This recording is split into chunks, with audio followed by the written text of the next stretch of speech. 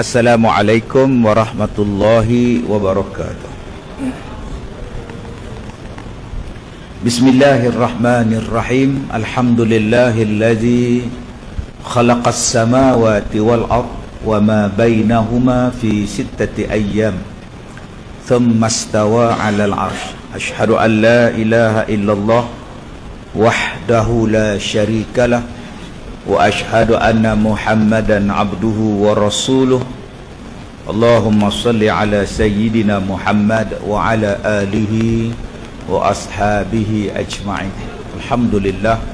Terima kasih saudara pengacara majlis, tuan imam dan seluruh ahli-ahli jawatan kuasa masjid, tuan-tuan pegawai-pegawai masjid, pemimpin-pemimpin masyarakat, para asatizah, seterusnya muslimin dan muslimat, mudah-mudahan dirahmati, diberkati oleh Allah Subhanahu wa taala. Alhamdulillah, hari ini perjalanan saya tak jauh tapi lama. Jalan jam. Ya. Saya bergerak dari Ipoh tadi 2.45 petang. Jalan jam, kena masuk ikut jalan Bandar Baru Kulim, keluar kot Tasik Gelugor, keluar kot bagan Bertam, Kuala Batas, sampai di sini pukul 8 malam. Oh, Masya Allah, jauh tuan-tuan. Jalan jam, kereta banyak, aksiden pula, matilah apa. Allahu Akbar. Alhamdulillah sampai juga. Pagi tadi saya ada ceramah di Pejabat Tanah dan Galian Negeri Perak pukul 9. Kemudian pukul 11 saya bergah pula ke sekolah isteri saya. Hari ini isteri saya bersara, 31 tahun bekerja jadi cikgu. Yang saya seronoknya 31 tahun dia mengajar satu sekolah. Sekolah awal dan akhir, tak tukar-tukar sekolah lain. Oh, setia Allah. Pakai duk teriak habis pukul 12 lebih, lari pula pergi jadi imam sembahyang Jumaat pula, terak khutbah imam. Habis sembahyang mai sini. Besok pukul 8 ada 12 buah bas akan melawat sekolah saya pagi besok. Maksud 12 buah bas tu dengan orang, bukan bas saja. Kalau bas saja tu bengkel mengecap bas semua dah. Daripada 12 tempat. Dan selepas tu saya lari pula pergi Melaka. Malam besok di Melaka. Hari Ahad jam 10 pagi saya ada di Setiawangsa. Malam saya ada di Negeri Sembilan. Hari Isnin insya-Allah saya ada di Bali, Indonesia. Jadi gitulah kerja saya. Balik daripada Indonesia insya-Allah hari Khamis. Hari Khamis saya ada ceramah di Seremban. Begitulah kerja saya, tuan-tuan. Kerja sampailah Abang Jamil. Yang mana faham, tak faham sudah. Saya balik daripada umrah hari Sabtu lepas. Alhamdulillah. Rambut pun dah botak lagi. Ya, sedap rupanya botak ni, tuan-tuan. Ayak turun laju kena. Baik, tuan-tuan yang saya muliakan, kita hidup di akhir zaman ini, macam-macam benda yang kita tak pernah sangka, yang kita tak pernah dengar, tiba-tiba kita dengar. Kita dengar hari ini ada anak yang bunuh mak dan ayah dia.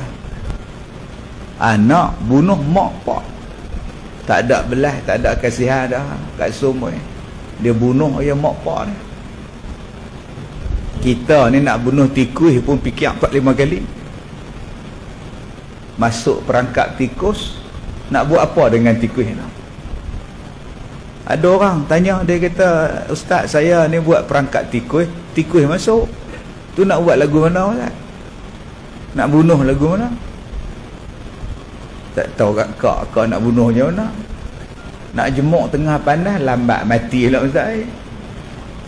Nak pi tikam tak gamak, pi cocok dengan lidi pun tak gamak. Lalai dia lepas gitu. Bunuh tikus pun takut, tak tahu nak bunuh apa. Padahal tikus itu duk kerik di rumah dia, duk berak dalam rumah dia, duk makan kacau dalam rumah. Ini mak dengan ayah ni tak ada apa perasaan, bunuh gitu. Sebab itu Nabi SAW sebut di akhir zaman, mak pak ni kata Nabi, wa aqqa ummahu wa jafa abahu wa barra sadiqah. Di akhir zaman ni tuan-tuan, mak ni anak-anak derhaka, bapak ni anak-anak benci. Yang dia lebih sayang ialah kawan-kawan dia. Wa aqqa ummahu, dia derhaka pada mak dia. Wa barra sadiqah, dia hanya berbuat baik dengan kawan dia. Wa jafa abahu, dan dia benci kepada ayah dia.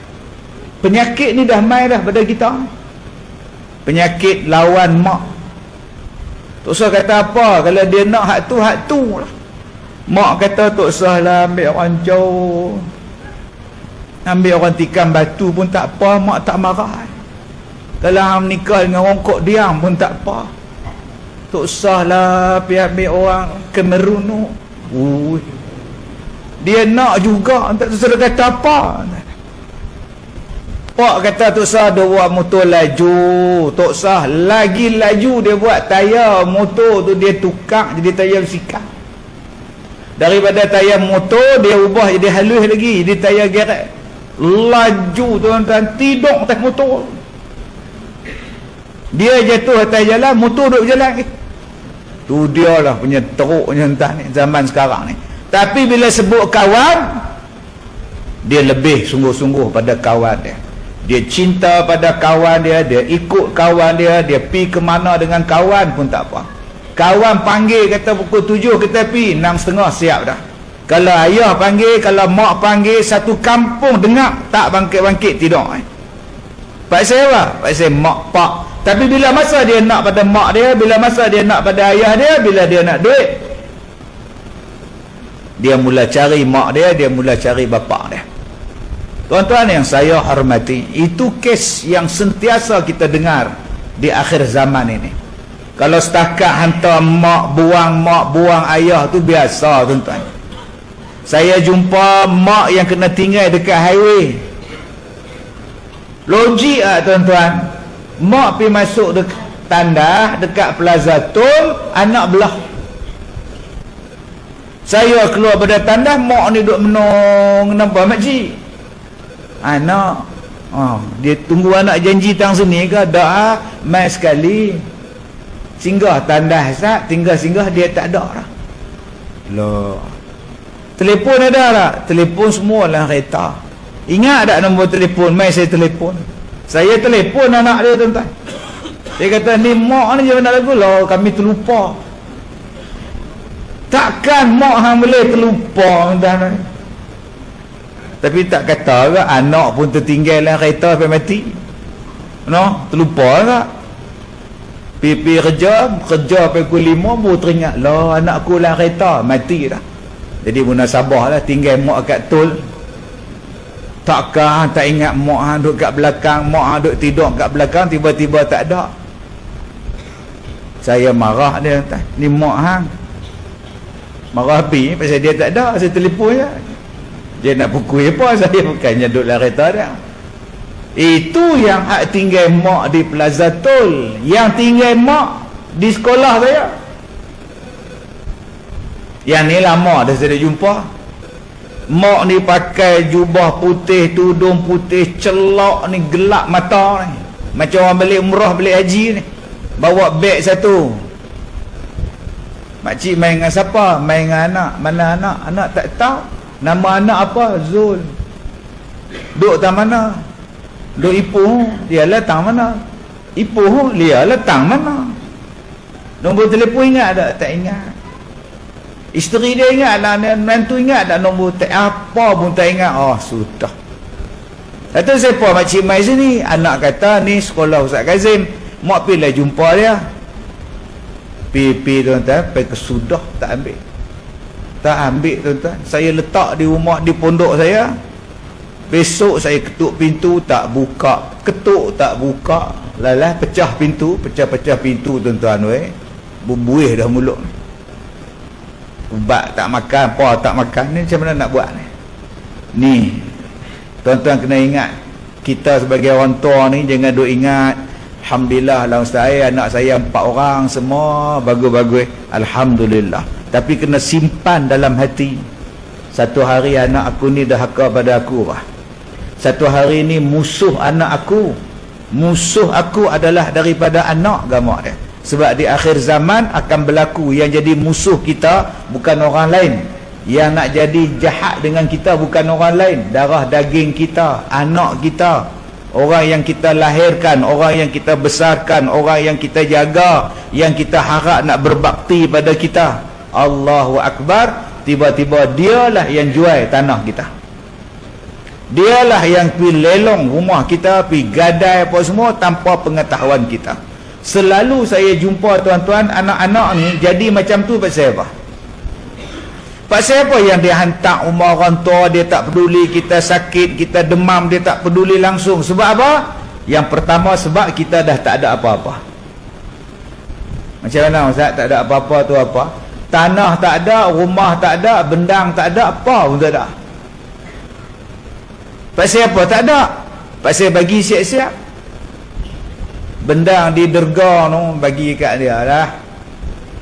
Rumah dekat dengan Bukit Raya tu bagi dekat ni. Rumah kat Sungai Petani tu bagi nombor 3. Rumah hak kita duduk ni bagi hak nombor 4. Kita tumpang salah hak nombor 4 ni, tukang nama siap-siap. Bila tukang nama tuan-tuan, kita dah tak ada apa dah. Rantai labuh bagi kat menantu, rantai singkat bagi kat anak.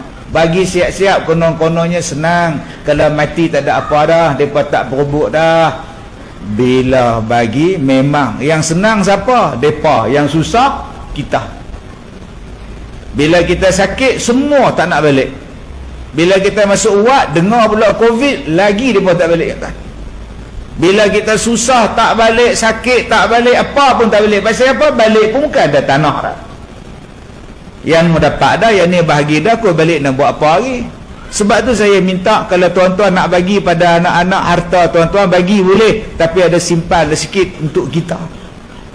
Habuan untuk kita, jadi apa-apa hak tu lah daripada duk balik lagi. Pasal apa? Duk teringat rumah hak pusaka ni tak tukar siapa lagi. Rumah hak besar ni, benda hak luas ni tak tukar pada siapa lagi nama dia. Koman-koman dia pun boleh balik tuan. Tuan-tuan bagi siap-siap, ahlan wa sahlan wa marhaban bikum illa liqa' ma'assalamah. Bye-bye tuan-tuan. Hai-hai bye-bye nama dia. Baik, bagaimana supaya kita boleh menjadikan anak-anak kita ni berbakti dengan kita? Kita takut ada anak yang murtad, yang keluar daripada agama dia. Ada anak ni tuan-tuan, bila kita kahwinkan dengan menantu kita, daripada tudung labuh, lah tak pakai tudung. Daripada duk semayang anak kita tu, lah tak semayang dah. Dia semayang pun dia jamak daripada subuh sampai ke isyak 5 kali, sekali dia buat. Satu waktu je. Hang semayang jenis apa ni Reha? Ni pun semayang juga mak. Rupanya tuan-tuan, dia menikah dengan orang yang bukan pahaman ahli sunnah wal jamaah. Dia semayang dengan orang yang tak tahu ajaran apa. Kita tengok hari tu janggut lebat, mata biru, bulu kening bercantum. Loh, segaknya menantu hangsum. Tak tahulah. Dia duk pilih, kata nak orang luar. Dia tak maulah orang semeling apa semua ni. Tak. Dia cari orang belah-belah apa nu lah. Balik-balik rupa dapat syiah. Langsung tak semayang. Syiah tuan-tuan, lagi hurara. Silat-silat dengan kita menjadi syiah sekali ni. Itu hak jenis syiah yang jadi ajaran sesat, yang ikut ayah pen ayah pan, yang ikut ajaran dia mari ajaran Imam Mahdi pula lah. Saya pergi ceramah di sebuah negara Arab. Habis ceramah ni tuan-tuan, mai suami isteri. Dia kata, Ustaz, kami dari negeri J. Oh, lah dalam ceramah ni tak boleh sebut nama negara, tak boleh sebut nama negeri, apa tak boleh sebut. Kalau sebut, dia orang punya live ni kena blok entah. Lah saya sebut huruf awal, tuan-tuan faham sendiri lah. Okey, faham sendiri lah tuan-tuan. Lah tak boleh lah. Ni hak depa punya semua. Lah semua kena kontrol. Sebut apa pun tak boleh lah ni. Kena sebut diam-diam, selindung-selindung sikit ni. Jadi kalau tuan-tuan tak faham tu, tuan-tuan menyabat saya peduli apa tak. Yang penting dakwah kita ni selamat, tidak ada pekat langsung, tak ada view, tak sampai ke mana, kena blok. Baik, saya tanya, anak ada 2. Anak tak ikut, mak belah. Jadi apa masalah? Masalah kami ni, kami nak duk tunggu Imam Mahdi. Oh, betul. Jadi kami nak, kalau boleh nak ajak ustaz lah join sekali. Join apa? Join Imam Mahdi, tunggu Imam Mahdi. Kita jadi tentera Imam Mahdi. Imam Mahdi nak keluar ke mana? Nak terbit bila? Tu tak tahu, tu yang kita tunggu. Tunggu sampai lah tak terbit lagi, macam mana? Tu kami nak ajak ustaz ni, kita jihad ustaz bersama Imam Mahdi, memegang panji-panji hitam. Tuan-tuan, saya ceramah di negara Arab tu dah 10 tahun. Sampai sekarang tak terbit lagi Imam Mahdi. Saya cakap dekat dia, kak ada mak ada, kak ada ayah ada, abang mak ada, ayah ada. Abang berbakti pada mak bapak abang sekarang lebih afdal daripada menunggu Imam Mahdi. Imam Mahdi ni abang tunggu ke tak tunggu ke, dia tetap datang.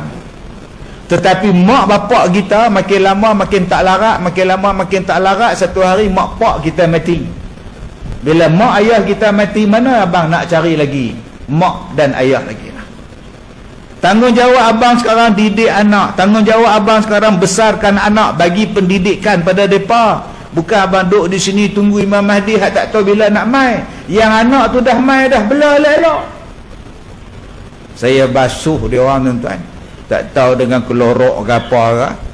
Pergi baliklah, kata. Udah berapa bulan dah tunggu ni, dah dekat setahun tak datang-datang lagi kan. Pergi balik, pergi tengok mak, tengok ayah, tengok anak. Yang tu lagi jihad paling besar, jihad berbakti pada mak bapak kita, jihad jaga anak kita daripada pahaman songsang, pahaman sesat, jihad supaya jaga anak kita berpegang kepada ahli sunnah wal jamaah. Allahu Akbar. Lalah tuan-tuan tahu dia kata apa kat saya? Tak apa, ustaz jalan ustaz, kami jalan kami. Saya nak kata apa? Yang tu pun perasaan baik juga, tunggu Imam Mahdi. Memang baiklah, tapi tak kena tuan. Nak kata Imam Mahdi muncul, baru berapa tahun yang lepas Imam Mahdi dah jumpa saya. Dia rempuh masuk bilik saya, dia langgar habis pegawai-pegawai saya. Dia kata, amboi, susah nak jumpa ustaz no, mengalahkan jumpa menteri. Saya kata, tak susah kalau buat temu janji. Kalau buat temu janji, insya-Allah senang jumpa. Jadi bila abang tak buat, memang kami tak bagilah, sebab hak ramai dah temu janji. Mereka duduk tunggu lama lah. Abang main rempuh ni tak kena, abang orang marah saya. Kita ikut aturan. Dah kalau tak rempuh tak boleh jumpa. Tak apalah abang, rempuh lah abang. Duk masalah. Tak usah cuba tengok saya. Kenapa orang kata saya bukan Imam Mahdi? Ni dia hantar. Dia kata, kenapa orang kata saya bukan Imam Mahdi? Oh, ada kata macam tu. Itu yang saya tak puas hati. Dia pun kata saya bukan Imam Mahdi. Saya kata, kalau saya orang kata dia bukan Imam Mahdi, saya kena tuan. Mau saya rimbuk saya tak pasal. Saya tengok dari luar, bulu kening tebal, muka pipi tu merah, ada ciri-ciri hak Imam Mahdi tu ada. Ustaz macam ni lah saya cari. Oh, sudah tuan-tuan. Abang rasa orang mana? Orang Cemur. Oh, Cemur. Abang boleh cakap Arab? Tak boleh ustaz. Yang tu lah bukan Imam Mahdi bang. Pasal Imam Mahdi cakap Arab. Jadi abang tak cakap Arab, mana saya bukan Imam Mahdi lah? Dah. Pasal abang tak boleh cakap Arab. Tak apa, saya nak dapat tu lah. Sampai sekarang saya berdoa, ya Allah, janganlah dia masuk kelas bahasa Arab. Buatnya dia pandai cakap Arab tuan-tuan. Setahun dia belajar pandai, sudah dia mengaku Imam Mahdi. Kita nak kata apa pula tuan-tuan? Tuan-tuan yang saya hormati, yang pertama kita sentuh malam ni, di akhir zaman ni, apa yang kita nak bekal pada anak kita? Wa tazawwadu fa inna khairaz zadi taqwa. sebaik-baik bekalan yang kita nak bawa menghadap Allah ialah bekalan taqwa. Apa yang penting sekarang ni tuan-tuan? Apa yang penting? Ada orang yang ada ijazah, ada orang yang ada sijil, macam-macam. Kerja tak ada. Tak ada kerja tuan-tuan. Duk minta temu duga, tak dapat-dapat. Ada orang yang ijazah apa pun tak ada, habis-habis SPM kerja. Lah bini 2 orang. Nama apa tak? Tesco. Allah bagi rezeki pula. Jadi yang pertama sekali, pekerjaan, pendapatan bukan sebab sijil. Dia rezeki daripada Allah. Hang berusaha, hang bekerja elok-elok, hang dapatlah rezeki. Yang pentingnya ialah pendidikan apa untuk anak-anak kita. Yang penting sekarang ni ialah akidah. Belajarlah tinggi mana pun, jadi doktor, jadi engineer, jadilah apa-apa adik-adik, silakan. Tapi jangan lupa akidah yang betul kepada anak kita. Ni yang penting sekarang. Jangan duk fikir dah dia nak kerja apalah budak ni. Jangan. Yang kita kena fikir budak ni besok nak jadi apa ni. Sebab dulu-dulu kalau kita nak belajar tentang ajaran sesat, susah. Sekarang kalau kita nak belajar ajaran sesat, hanya tengok dalam benda ni. Ni dalam handphone anak kita ni, cerita tentang agama lain ada.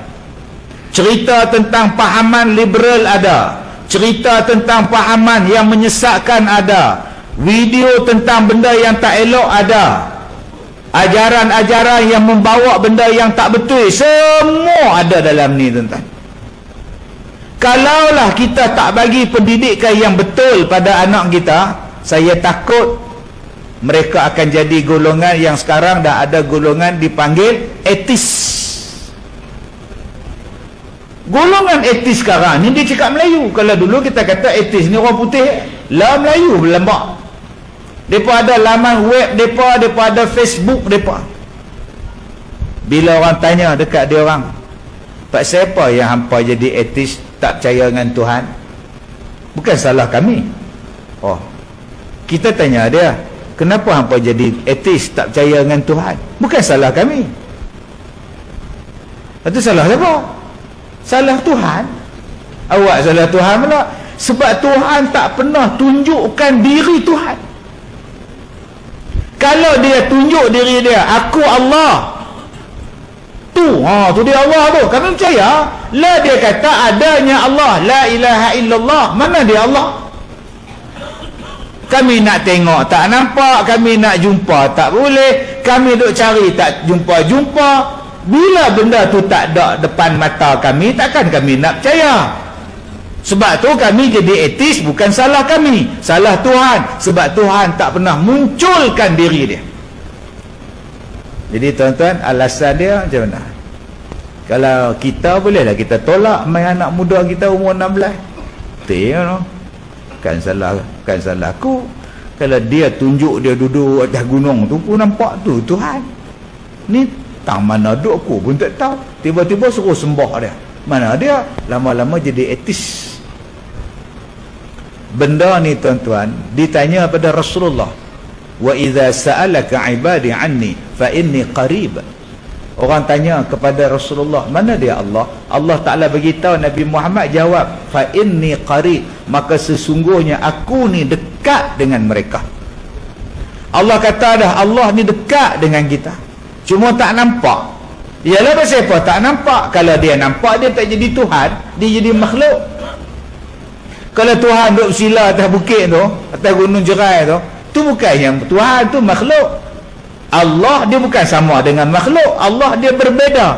Dia tak bertempat, dia tak memerlukan tempat, dia bukan duduk sila macam kita, duduk tu kursi macam kita. Tak, kalau kita nampak dia, tu tu Allah tu, panggil ayah tengok tu Tuhan tu duduk berjalan tu, duduk terbang tu. Tu bukan Tuhan, tu kapal terbang, tu nama dia makhluk.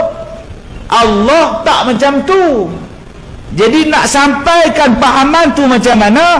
Fahaman tu kena sampai dengan fahaman agama. Nama dia akidah, nama dia pegangan tauhid. Yang ni yang tak sampai pada kita. Tuan-tuan cuba tengok hari ni, tanya tentang agama, tentang anak kita. Kita berbangga anak kita ni umur 4 tahun cakap orang putih. Oh, bangga cucu 4 tahun balik pada KL cakap orang putih. Danish Don. Oh, mak tu cakap orang putih dekat cucu. Kita ngangau. Danish, come. Oh, come here. Time for lunch. Oh, ngangau. Saya tikam batu kan. Tapi duduk KL 5 tahun, buat balik anak 4 tahun cakap orang putih. Bangga kita. Cuba tanya hak 14 tahun, perkara yang membatalkan sembahyang apa? Tanya pada hak 16 tahun, anak yatim dapat zakat tak? Tanya hak 8 tahun, kamu sembahyang tak? Tanya pada yang 10 tahun, puasa niat lagu mana? Nasib baik tuan-tuan, tadika duk ajar, sekolah rendah duk ajar, sekolah kapar duk ajar, dapat juga tahu. Ni hak kita dah hafal doa makan ni pasal tadika. Pasal tadika balik, pasti balik, kemas balik, apa semua balik duk ajak kita. Atau kena makan baca doa nak makan, Allahumma balik lana fi ma razaqtana wa qina azabana. Tu hafal. Bila cucu pi masuk asrama, tu pula baca Allahumma balik lana fi ma. Dia hafal cucu dia baca. Dengan sebab cucu kita mengaji agama ni tuan-tuan, ada lah juga asas dia. Bayangkan, tak pernah masuk sekolah agama, tak pernah masuk pasti, tak pernah masuk tadika Islam, tiba-tiba pergi masuk tadika international, pergi masuk tadika yang ada lambang penyedia kain tuan. Tu lambang penyedia kain besar-besar loh, gamak dia masuk. Tuan-tuan nak harap apa ni tuan-tuan dengan anak kita ni? Sebab itu Allah Ta'ala sebut wa'mur ahlaka bis-salah. Hendaklah kamu suruh anak-anak kamu, ahli keluarga kamu sembahyang. Ni yang benteng kita di akhir zaman, sembahyang. Saya suka hari ni saya tengok dalam satu Facebook, ada satu ustaz menjadikan sembahyang subuh macam sembahyang jemaat. Alhamdulillah. Saya tengok ada satu pelakon, dia buat kempen dekat pengikut-pengikut dalam Facebook dia, TikTok dia, jom kita sembahyang subuh berjemaah. Minggu hari ni dia sembahyang subuh sana, pagi besok dia sembahyang subuh situ, lusa dia sembahyang subuh di sana. Jadi pengikut dia pakat main sembahyang subuh. Dia buat kempen main sembahyang subuh tuan-tuan. Bagus, sejak dia balik pada haji ni, dia berubah pelakon ni. Sebab tu kita ni jangan duk kata ke orang, hidayah tu milik Tuhan. Kita hari ni sebut pelakon jahat. Tengok Ustaz Kazim tu, elok-elok jadi ustaz jadi pelakon jahat tu. Astaghfirullahalazim, sampai hati jahat kata kat saya tuan. Ustaz, bila filem Ustaz nak terbit? Tak tahu, kerja saya berlakon, nak terbit bukan kerja saya. Tapi dubbing dah buat, semua dah buat dah, tunggu masa.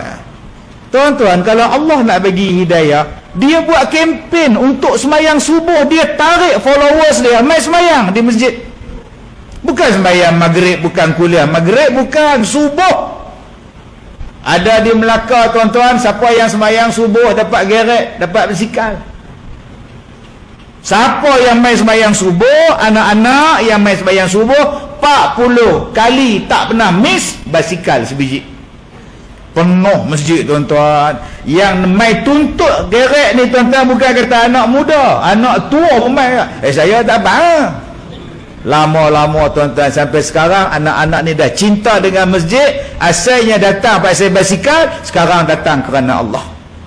Ada ustaz yang buat kempen, siapa main sembahyang subuh RM5 satu pagi, sekarang tak bagi duit pun tak apa dah. Depa dah biasa sembahyang subuh. Allah biasa, Allah bisa, Tegal biasa. Yang ni tuan-tuan yang kita kena buat. Bapak kena buat. Wa'mur ahlaka bis-salah. Jom, tak boleh sembahyang subuh berjemaah di kita, di masjid kita ni, jom kita sembahyang subuh di rumah. Jadi macam mana nak buat tu Ustaz? Sebab tu Imam Ghazali dalam kitab dia sebut, lepas sembahyang Isyak awal tidur supaya senang bangkit subuh. Sebab tu ceramah kita lepas Isyak ni sat sudah nak tidur. Balik awal sebaik tuan-tuan buat ceramah lepas Isyak. Kalau buat ceramah pas maghrib tadi tak dan tuan-tuan, memang tak dan. Saya telefon awal-awal, tuan-tuan bayangkan jam daripada bahagian serai. Dari bahagian serai jam dah, pok-pok ni pasal apa? Cuti sekolah ke apa ke? Rasa ringan nak telefon ni, PE saya pergi telefon masjid ni, kata cancel lah, minta Tok Imam lah ganti ceramah. Tapi semangat tu juga, cari jalan, tengok jalan mana tak sempit, keluar Bandar Baru, ikut jalan Kulim, pergi jalan Kulim, keluar ke Tasik Gelugor pula, jalan jam pula, tak jalan dalam hujan tu, kereta tak bergerak. Siapa pula ni? Mai orang naik motor berhenti, patah balik, accident, mati, ada mayat. Oh sudah, nak gostan lagu mana, nak reverse lagu mana, nak corner pun tak boleh rapat. Mai pula orang lain pula, balik, ada mayat, lama lagi, patah balik pula. Saya kata kena telefon dalam masjid ni. Tengok lepas Isyak dan alhamdulillah dan sungguh tuan.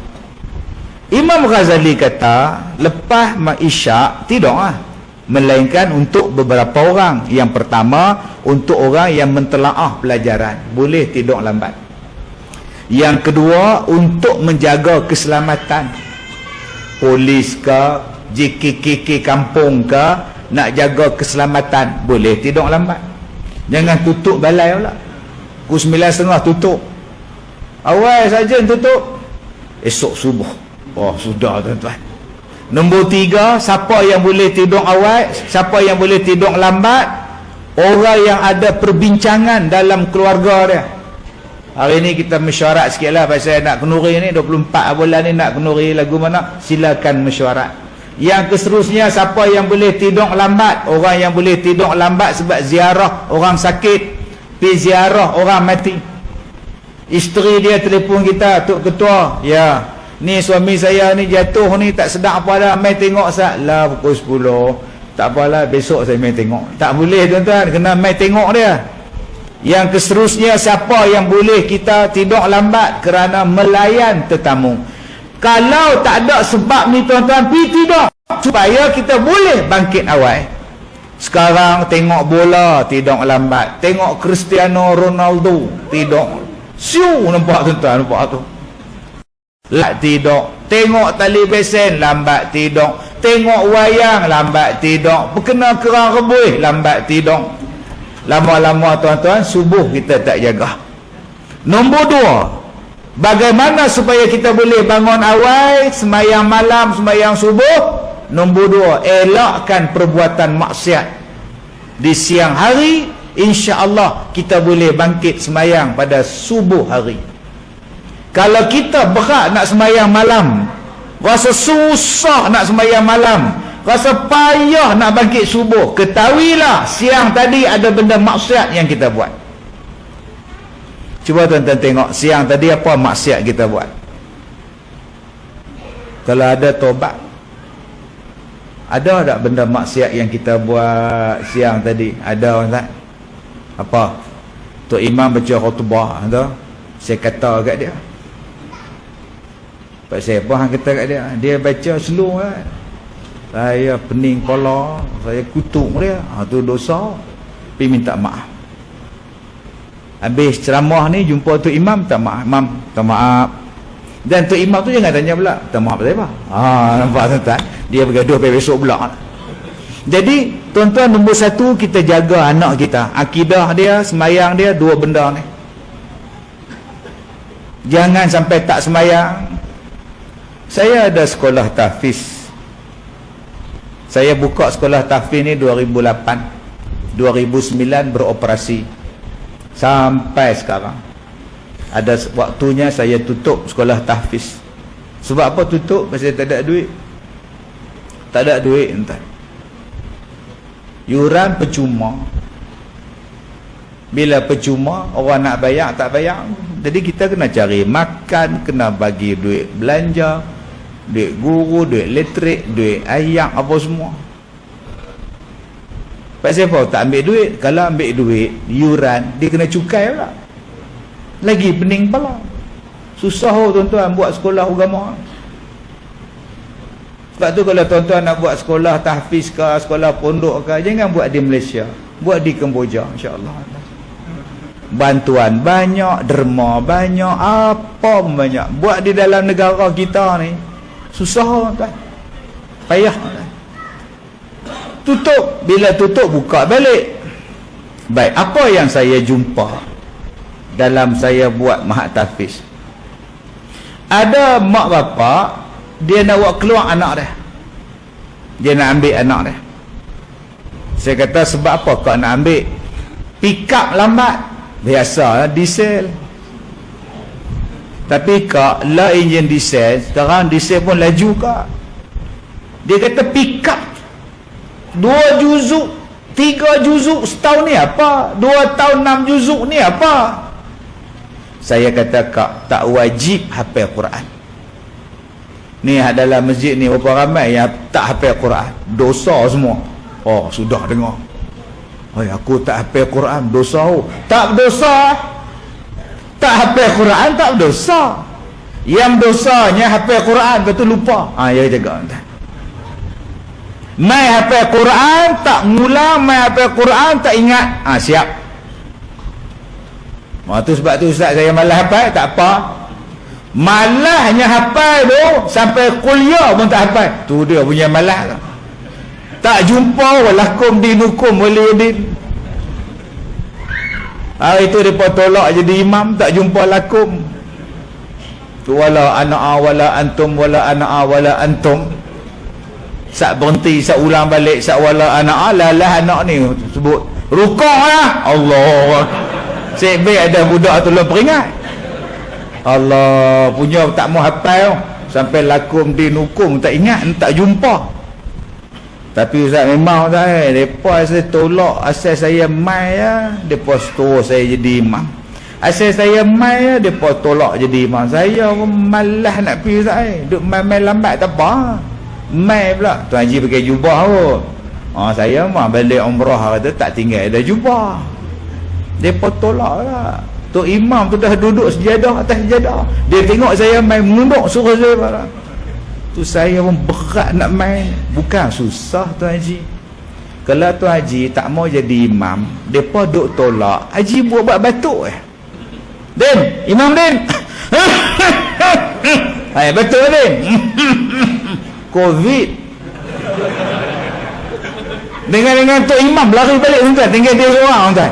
InsyaAllah tak ada siapa suruh kita jadi imam. Covid lah alasan paling cantik untuk tak nak jadi imam tuan. Tuan-tuan yang saya hormati, dua benda ni yang saya cakap tadi. Pertama ni hak semayang ni, dan yang akidah. Yang kedua semayang.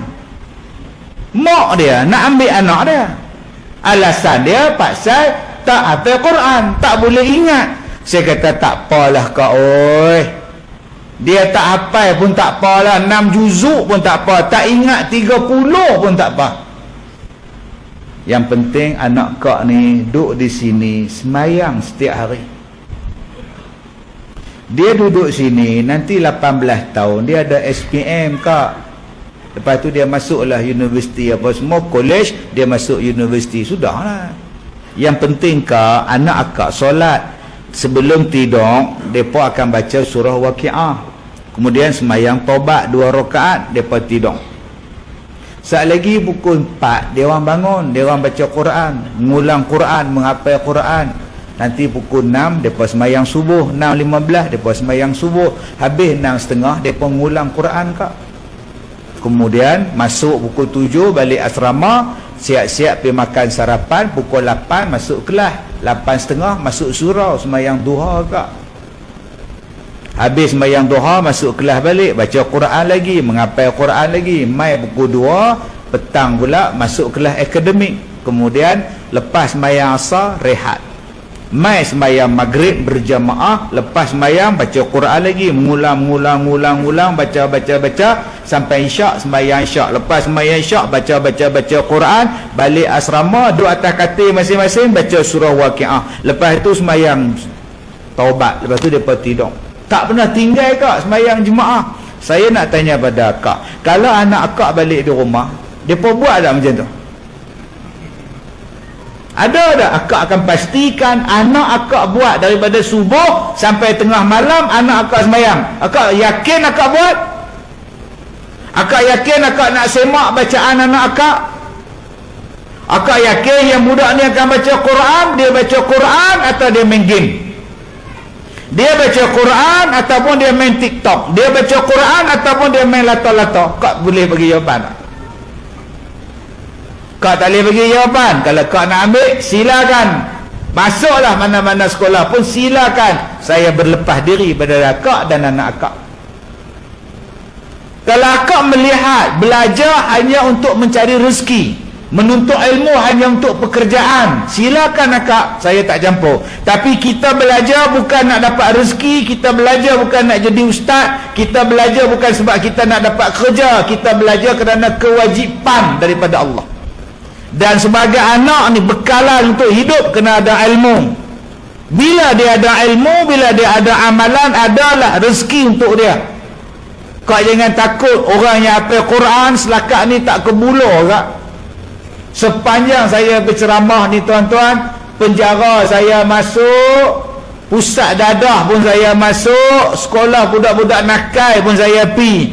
Setakat saya pergi ceramah dah 33 tahun, ada satu pusat dadah tuan-tuan, seorang saya jumpa, dia adalah bekas pelajar pondok, baru seorang pakai sorban dalam pusat serenti. Saya tanya kat dia, dulu mengaji mana? Pondok. Di mana? Di Kelantan. Ambil dadah kak? Kalau tak ambil tak masuk ustaz. Betul juga hantar. Bodohnya soalan hantar. Kita bodoh, tapi tanya soalan bodoh, jawapan dia pun bodoh kak. Tak ada hantar. Allah, baru ni saya ceramah di 2 tempat pemulihan dadah. Lah tak panggil pusat serenti lah, nama canggih. Ada satu pusat serenti di Malaysia ni tuan-tuan, ada sejenis pusat serenti, mereka menghilangkan ketagihan dadah, tabiat dadah menggunakan pendekatan agama. Masya Allah, subhanallah, saya cukup kagum tuan-tuan. Dengan pakai kepiah, dengan berzikir, bila saya selawat naik bulu rumah ni, berapa ratus orang ni selawat tuan-tuan. Bila saya baca Quran, dia orang sambung. Bila dia orang sambung, saya baca Quran. Ustaz, ini yang kita buat.